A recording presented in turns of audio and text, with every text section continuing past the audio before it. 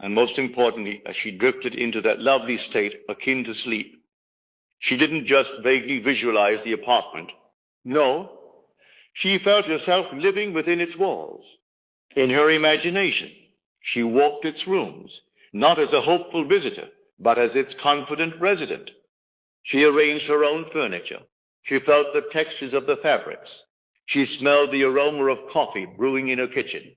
She even felt the cool, solid metal of the keys to that front door nestled in the palm of her hand.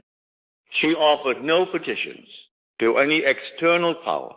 She did not strive or scheme in the outer world. She simply quietly and persistently assumed the state of already being there. And the result?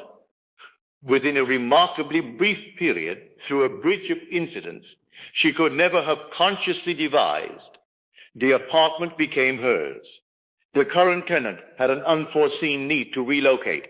The opportunity unfolded, not as a startling miracle, but as a perfectly natural, almost inevitable sequence of events. She did not battle for it. She did not fight reality. She simply inhabited a new reality within herself until the world had no choice but to conform. The story of that woman reveals the law perfectly. Her imaginal act at night was the conception, but it was her quiet, persistent assumption during the day that was the gestation period which brought her desire to birth. And here lies the final, most important secret to mastering this art. The imaginative act before you sleep is immensely powerful. It is the moment you plant the seed, but the seed must be watered throughout the day. How do you do this? By learning to think from the end, not merely of the end. There is a world of difference between the two. To think of the end is to stand here, desiring something over there. It implies separation. It is the state of wanting. To think from the end is to mentally stand at your destination and view the world from that perspective. It is the state of having.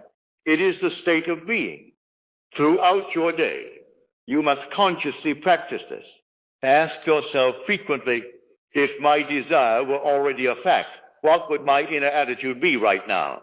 And then dare to assume that attitude.